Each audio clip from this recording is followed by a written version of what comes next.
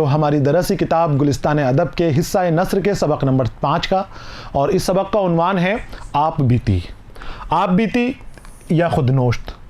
इसका मतलब बच्चों वो तहरीर है जिसके अंदर मुसन्निफ़ अपनी ज़िंदगी के हालात को बयान करे, अपनी ज़िंदगी में जो कुछ भी गुजरा है, सदमात, हादसात, तासुरात, जो जो उसने महसूस किया है, मुसन्निफ़ आप बीती की शक्ल में उन सबको तहरीर दे सकता है, खुदनोश्त लिख सकता है। सबक के अंदर आप बीती की तारीफ़ दे रखी है, आप बीती की मुख्तसर तारीख़ दे रखी है, और उर्दू अदब में आप बीती की क्या हैसियत है, किस तरह लिखी जाती है, क्या इसके उसूल हैं, क्या ज़ाब्ते हैं, इन हवाले से अहम मालूमात दे रखी है जिनका हम मुताला करेंगे। साथ ही सबक में बच्चों अख्तरुल ईमान की लिखी हुई आप बीती इस आबाद ख़राबे में का एक हिस्सा शामिल किया गया है, जिसका भी हम मुताला करेंगे। इस सबक को मैंने 4 हिस्सों में तकसीम किया है। पहले हिस्से में हम आप बीती का मुताला कर चुके हैं और आप बीती को समझ चुके हैं, खुदनोश्त को समझ चुके हैं। दूसरा हिस्सा लेकर मैं आपके सामने हाजिर हूँ। इस हिस्से में हम अख्तरुल ईमान का तारुफ हासिल करेंगे। अख्तरुल ईमान क्या है, किस तरह की नज़्में लिखते हैं, किस तरह के शायर हैं, किस तरह के अदीब हैं, इन हवालात से हम अहम मालूमात हासिल करेंगे। इसके बाद जो तीसरा हिस्सा होगा उसके अंदर हम अख्तरुल ईमान की आप बीती इस आबाद ख़राबे में इसका एक हिस्सा जो सबक के तौर पर शामिल किया गया है मुताला करेंगे, और चौथा हिस्सा इस सबक से मुतालिक सवाल व जवाब के ऊपर मुनहसिर होगा। तो हम शुरू करते हैं सबक का दूसरा हिस्सा, जिसका उन्वान है अख्तरुल ईमान का तारुफ। मोहम्मद अख्तरुल ईमान आपका नाम था और बिजनौर में आप पैदा हुए थे। ज़िंदगी बहुत तकलीफ़ों में, दुख दर्द में गुजरी है, बहुत परेशानियों में गुजरी है। आपकी विलादत ऐसे ख़ानदान में हुई थी कि जहाँ पर दूसरी ज़रूरियात की बात तो आप छोड़ दीजिए, वहाँ 2 वक्त की रोटी मिलना भी एक बहुत बड़ी बात होती थी। वक्त के ऊपर रोटी मिल जाए, पेट भर के खाना मिल जाए, वो भी बड़ी बात थी। इस तरह के ख़ानदान में पैदा हुए थे जो बहुत ज़्यादा पढ़ा लिखा नहीं था। वालिद आपके इमामत का पेशा इख्तियार करते थे और उस वजह से उन्हें अलग अलग जगहों का सफ़र करना पड़ता था। वालिदा आपके वालिद से ज़्यादातर नाराज़ रहती थी तो वो अपने मायके चली जाती थी और अख्तरुल ईमान अकेले अपने वालिद के साथ सफ़र के अंदर तन्हा घूमा करते थे। बहुत सारी परेशानी, बहुत सारे दुख दर्द आपको उस सफ़र के दौरान झेलने पड़े हैं। ज़िंदगी में बहुत सारे सदमात का आपने सामना किया है और परेशानियों के अंदर आपकी ज़िंदगी गुजर हुई है। और ये जो ज़िंदगी के आपके तसव्वुरात हैं, ये जो हादसात आपने ज़िंदगी के अंदर बर्दाश्त किए हैं, इनका असर आपकी नज़मों के ऊपर भी पड़ा। आप शायर की हैसियत से उर्दू अदब में अपनी पहचान रखते हैं। उम्दा किस्म की आपने नज़में लिखी हैं। आपकी नज़में अमूमन जो आपके दौर में नज़में लिखी जाती थी या गज़लें लिखी जाती थी वो तगज़्ज़ुल के साथ, तरन्नुम के साथ गाई जाती थी, लेकिन आपकी नज़में खुरदुरी नज़में थी। आपने तरन्नुम को छोड़ दिया, आपने तगज़्ज़ुल को छोड़ दिया, गज़लियात को छोड़ दिया और नज़्म को अपना रास्ता बनाया। नज़्म के ज़रिए अपने दिलों के हाल को बयान करने का, दिलों के हाल बयान करना आपने चाहा। और शुरुआत में आपकी नज़्म खुरदुरी लगी, लोगों को पसंद नहीं आई, अजीब सी लगी, लेकिन जैसे जैसे वक्त गुजरा आपको जब लोग समझने लगे तब आपकी नज़्म की अहमियत भी लोगों के सामने साबित हो गई और बुलंद पाई की आपकी नज़्में मानी गई। नज़्म निगार थे आप। इसके अलावा तरक्की पाने के बाद आप फिल्म दुनिया से भी वाबस्ता रहे। फिल्मों के मुकालमे लिखते थे, फिल्मों की कहानियाँ लिखते थे और फिल्मी दुनिया से आप वाबस्ता रहे। फिल्मी दुनिया से वाबस्ता रहने के बाद भी, अजीम दर्जे के शायर होने के बाद भी आपने कभी फिल्मों के नगमे नहीं लिखे, सिर्फ मुकालमे और फिल्मों के अंदर जो कहानियाँ वगैरह होती हैं वहीं आप काम करते थे। 100 से ज़्यादा फिल्मों में आपने काम किया। वक्त के डायलॉग आपने लिखे थे। वक्त का मुकालमा जो बहुत मशहूर हुआ था कि जिनके घर शीशे के होते हैं वो दूसरों पर पत्थर नहीं फेंका करते, वो आपका ही लिखा हुआ है और बड़ा मशहूर हुआ था। आज तक उस डायलॉग को, उस मुकालमे को याद किया जाता है। तो और अख्तरुल ईमान की ज़िंदगानी के हवाले से हम और वजाहत के साथ मालूमात हासिल करेंगे सबक के अंदर। शुरू करते हैं हम। अख्तरुल ईमान का बच्चों विलादत बिजनौर में हुई थी, ये बात आपको ध्यान रखनी है, और 1915 में हुई थी। सन 1915 में आप पैदा हुए और बिजनौर में पैदा हुए, और आपकी जो इंतकाल का सन है वो है 1996 और जगह है आपके इंतकाल की मुंबई। अब ज़िंदगी से आप तजुर्बे लेते लेते पूना गए और पूना से मुंबई चले गए। मुंबई जाने के बाद आपकी ज़िंदगी बदल गई। जो दुख दर्द और तकलीफ़ें थी वो सारी की सारी मुंबई जाने के बाद ख़त्म हो गई और मुंबई जाने के बाद आप बहुत कामयाब हो गए और वहीं पर फिर आपने सुकूनत इख्तियार कर ली। अपना रहना बहाना वहीं का कर लिया हमेशा का, कभी लौटकर आप यूपी की तरफ नहीं आए और 1996 में बम्बई में ही आपका इंतकाल हो गया था। अख्तरुल ईमान का असल नाम मोहम्मद अख्तरुल ईमान था। वो नजीबाबाद ज़िला बिजनौर में पैदा हुए। उनके वालिद मस्जिद में इमामत करते थे। अख्तरुल ईमान की इब्तदाई तालीम मुख्तलिफ गाँवों और कस्बों के मदरसों और स्कूलों में हुई। आपके वालिद के बारे में कहा जाता है कि उनके चाल चलन ठीक नहीं थे, बदचलन किस्म के थे। आप मदरसों के अंदर जाते थे, मकतबों के अंदर जाते थे, वहाँ रहते थे और बच्चियों को तालीम देने का आप काम करते थे। लेकिन उस तालीम देने के दौरान बच्चियों के साथ आपकी कुछ हरकतों के सबब आपको मदरसों से निकाल दिया जाता था। कुछ वक्त आप मदरसे में रहते और फिर आपको वहाँ से निकाल दिया जाता था, जलील करके भगा दिया जाता था। अब जब आपको भगाया जाता था, निकाला जाता था आपके वालिद को, तो फिर वो उस गाँव को छोड़कर दूसरे गाँव की तरफ जाते थे। तो अख्तरुल ईमान की ज़िंदगी का इब्तदाई हिस्सा भी इसी तरह से मुख्तलिफ कस्बों, मुख्तलिफ देहातों में गुजरा, यहाँ से वहाँ गुजरने में गुजरा। एक मदरसे में गए, वहाँ कुछ दिन रुके, फिर ऐसा हादसा पेश आ गया कि आपके वालिद को निकाल दिया गया। आपके वालिद वहाँ से गए और आपको भी साथ लेके चले गए। आपकी वालिदा आपके वालिद की इन्हीं हरकतों की वजह से नाराज़ रहती थी और ज़्यादातर घर से बाहर अपने मायके में रहती थी। आपको आपके वालिद ख़ुद के साथ रखते थे ताकि तालीम का आपके हरज ना हो। और तालीम तो आपकी शुरुआत का बहुत ख़राब निज़ाम रहा था, ख़राब तरीके से हुई। वालिद जब मदरसे में रहते थे तो आपको हाफिज़ बनने के लिए डाल दिया जाता था, आपका हिफ्ज़ शुरू हो जाता था। और जब आपको मदरसे से भगा दिया जाता था, आपके वालिद को किसी देहात में जाते थे तो सरकारी स्कूल में दाखिला दिला दिया जाता था। तो कभी सरकारी स्कूल में दुनियावी तालीम हासिल करते, कभी मदरसे में दीनी तालीम हासिल करते। यानी एक जगह आप मुस्तकिल नहीं हो पा रहे थे कि क्या आपको तालीम करना है। थोड़े दिन आपने दुनियावी तालीम हासिल करी, उसके बाद फिर आपको उठा लिया जाता था और मदरसे में डाल दिया जाता था, और मदरसे से थोड़े दिन बाद आपको फिर स्कूल के अंदर जाना पड़ता था।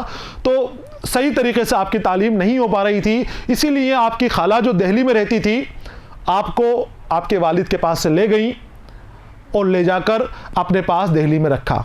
कुछ दिन अपने पास रखा और उसके बाद दिल्ली में एक यतीम खाना है मुईदुल इस्लाम, वहाँ आपका दाखिला करा दिया। उस यतीम खाने में आपको छोड़ दिया।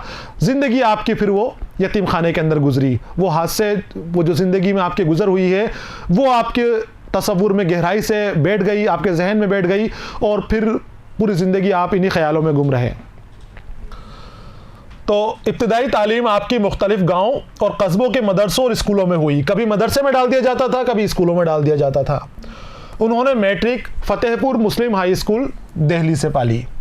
अब जब आप दिल्ली आ गए, आपकी खाला आपको दिल्ली ले आई। वो मौसी भी थी, बुआ भी थी, आपकी फुप्पो भी थी और खाला भी थी।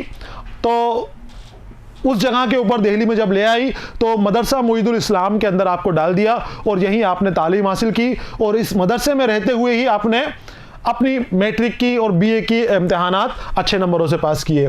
तो मैट्रिक फतेहपुर मुस्लिम हाई स्कूल से पास किया और बीए दिल्ली कॉलेज, मौजूदा जाकिर हुसैन कॉलेज से किया। अब उसका नाम, दिल्ली कॉलेज का नाम बता रहे हैं कि उस वक्त दिल्ली कॉलेज था जब अख्तरुल ईमान मुताला करते थे और तालिब इल्म थे, लेकिन बाद में उसका नाम बदलकर जाकिर हुसैन कॉलेज कर दिया और अभी उस कॉलेज का नाम जाकिर हुसैन कॉलेज है। यहाँ से आपने बीए की डिग्री ली। इसके बाद अलीगढ़ मुस्लिम यूनिवर्सिटी से एमए उर्दू में दाखिला लिया, मगर उसे मुकम्मल ना कर सके। मुआशी तंगी, मुआशी ज़रूरियात, जो इंसान की तालीम तो क्या इंसान को दूसरे शौक़ पूरे करने नहीं देती है, आपको भी मुआशी तंगी की वजह से, मुआशी हालात की वजह से अपनी इल्म हासिल करने की जज्बात को बीच में ही तर्क करना पड़ा। अपने इल्म पूरी तरह हासिल नहीं कर पाए। अलीगढ़ मुस्लिम यूनिवर्सिटी में आपने एडमिशन लिया था और चाहा था कि मैं एमए उर्दू से कर लूँ, लेकिन पूरा नहीं कर पाए, बीच में ही आपको छोड़ना पड़ा। पहला साल मुकम्मल करने के बाद पूना चले गए, जहां फिल्मों के लिए लिखते रहे और यहीं से आपकी ज़िंदगी के अंदर बदलाव आ गया। जब पूना के अंदर आपके गए तो पूना में बहुत सारे लोगों से आपकी मुलाकात हुई और आपकी लिखने की सलाहियत लोगों ने देखी, तो आपको फिल्मों के लिए मुकालमे लिखने के लिए दावत दी गई और फिर ये पूना से मुंबई चले गए। कुछ दिनों बाद मुंबई गए और पूरी ज़िंदगी वहीं गुजारी।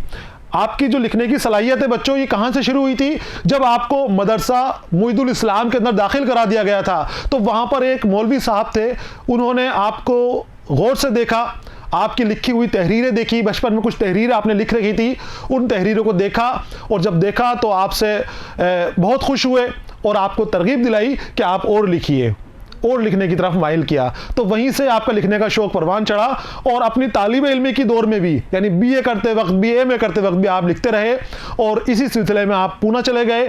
पूना में कुछ ड्रामे, कुछ मुकालमे आपने लिखे, छोटी छोटी फिल्मों के अंदर आपने मुकालमे लिखे, और वहाँ जब आपकी मुलाकात बड़े फिल्म निगारों से हो गई तो आपको मुंबई बुला लिया गया, और मुंबई के अंदर आप फिर अहम नाम आपका हो गया। मुंबई के अपने 50 साल क़याम के दौरान उन्होंने बहुत सी फिल्मों के मंजरनामे और मुकालमे लिखे। उनकी लिखी हुई बाज़ फिल्में बहुत मकबूल हुई, मगर एक बुलंद पाया शायर होने के बावजूद उन्होंने फिल्मों के लिए कभी भी गाने नहीं लिखे। फिल्मों के गानों से आप दूर रहे, जबकि नज़्म निगार थे, उम्दा किस्म की नज़र में लिखते थे, लेकिन फिल्मों के लिए नगमे नहीं लिखे, सिर्फ मुकालमे के ज़रिए ही अपने काम को अंजाम देते रहे। क्योंकि नगमों के लिए बच्चों कई फहश चीज़ें इस्तेमाल करनी पड़ती हैं, ऐसी चीज़ें इस्तेमाल करनी पड़ती हैं कि जो अख्तरुल ईमान की ज़मीर को गवारा नहीं थी, तो उन्होंने उस तरफ रुख नहीं किया। अख्तरुल ईमान का शुमार उर्दू के बड़े नज़्म को शोरा में होता है। उनके 10 शेरी मजमूए शाये हुए हैं। पहला मजमुआ गिरदाब के नाम से शाये हुआ था, और आखिरी मजमुआ आपका ज़मिस्तान सर्द महरी का उनकी वफ़ात के बाद शाये हुआ है। नस्र में उन्होंने अपनी आप बीती इस आबाद खराबे में के अलावा चंद अदबी मज़ामीन भी लिखी हैं। कई नसरी किताबें भी आपने लिखी हैं, यहाँ सिर्फ आपकी नसरी किताब जो खुद बीती है, आपकी खुदनोश्त है, आप बीती है, इस आबाद खराबे के हवाले से ही आपको बताया गया है। तो आपकी किताब है आबाद खराबे में, और इस आबाद खराबे में का ही एक हिस्सा यहाँ सबक के तौर पर शामिल किया गया है। इस किताब का पहला बाब आपके लिए दिया गया है। जब आपकी 11 साल की उम्र थी तो उस वक्त किस तरह के हालात आपके सामने पेश थे, क्या क्या वाक़यात आपकी ज़िंदगी में गुजरे थे, जो जो आपको याद हैं आपने खूबसूरती से लिख दिए। बच्चों, ये जो आपकी खुदनोश्त है अख्तरुल ईमान की, जो इस आबाद खराबे के नाम से लिखी गई थी, अख्तरुल ईमान का कभी भी इरादा नहीं था अपनी खुदनोश्त लिखने का, अपनी आप बीती लिखने का। कुछ फुर्सत के दिनों में सफ़ात कुछ लिखे थे इन्होंने, और उनको ऐसे ही छोड़ दिया था। एक बार इनके दोस्तों से इनकी मुलाकात हुई, बैठे हुए थे, बैठे बैठे अचानक इन्होंने वो सफ़ात अपने दोस्तों को दिखाए। उसके अंदर सौगात जो उस वक्त का रिसाला था, वहाँ काम करने वाले एक आपके साहब भी थे, दोस्त थे, वो उस वक्त तो चले गए, लेकिन बाद में आपको फ़ोन करके वो सफ़े मांगे कि वो आपके जो सफ़े हैं वो मुझे दीजिए। अख्तरुल ईमान ने वो सफ़े उनको दे दिए। हालांकि अख्तरुल ईमान भूल चुके थे वो सफ़े लिखकर भी, उनको पता नहीं था कि लिखे भी हैं या किसी को मैंने बताए भी हैं। उन्होंने वो सफ़े आपके दोस्त को दे दिए, और वो सफ़े सौगात में शाये कर दिए गए। सौगात में शाये कर दिए तो उन सफ़ों ने बच्चों हंगामा कर दिया, बहुत मकबूल हुआ वो सौगात, और वो जो सफ़े लिखे हुए थे उसकी खूब मांग हुई कि और ज़िंदगी का और हिस्सा लिखवाइए इनसे, और आगे की बातें बयान कीजिए। तो फिर अख्तरुल ईमान ने अपने उन्हीं सहाफ़ी दोस्त की फरमाइश के ऊपर इसके आगे के हिस्से लिखने शुरू किए। हालांकि उस वक्त वो तरतीब के मुताबिक नहीं थे, जो इनको ख्याल आता गया, जो याद आता गया, जो किस्सा अपनी ज़िंदगी का इनके सामने नज़रों के सामने आता गया, वो लिखते गए और उसकी अशात होती रही। सौगात में ये छपता रहा कई दिन तक, कई सालों तक। आपकी इंतकाल के बाद इस सौगात में छपे हुए उन सफ़ों को सबको यकजा किया गया और तरतीब दे के उनको किताब की शक्ल में इस आबाद खराबे के नाम से शाये हुआ। और ये बच्चों उर्दू अदब में एक संगे मील साबित हुई है। खुदनोश्त की दुनिया के अंदर ये एक बेहतरीन खुदनोश है, बहुत अच्छी और उम्दा किस्म की खुदनोश्त है। अख्तरुल ईमान कहते हैं कि उन्हें लिखनी नहीं आती या उनको पता नहीं किस तरह से लिखना है, बस जो जज्बात दिल के अंदर आते हैं, जो बयान मेरे दिल के अंदर उछलते हैं, उन्हीं बयानों को मैंने तहरीरी शक्ल दे दी है, उन्हीं जज्बात को मैंने तहरीरी शक्ल दे दी है और बगैर किसी बनावट के उसको लिख दिया है। और जब आप पढ़ेंगे, मुताला करेंगे तो आपको नज़र आ जाएगा कि कोई बनावट नहीं है, सारी बातें ईमानदारी के साथ इसमें लिख दी हैं आपने। खुदनोश्त की हम शर्त देख रहे थे तो शर्त ये थी कि सच्चाई के साथ बग़ैर अपने मुंह मियाँ मिट्ठू बने बातों का बयान करना। अख्तरुल ईमान ने भी बयानी की और बड़े खूबसूरत अंदाज में, दिलचस्प अंदाज में बयानी की। तो हम अगले हिस्से के अंदर उस खुदनोश का मुताला करेंगे और समझेंगे कि अख्तरुल ईमान कितने उम्दा पाए के नस्र निगार हैं, उम्दा पाए की शख्सियत हैं, उनकी ज़िंदगी में क्या क्या रोदात बीती है, क्या क्या हादसे हुए हैं, क्या क्या सदमात से उनको सामना करना पड़ा है, उनका भी हम मुताला करेंगे। अगला हिस्सा आने तक बच्चों आपको इंतज़ार करना है। पढ़ते रहिए, खुश रहिए, अलविदा।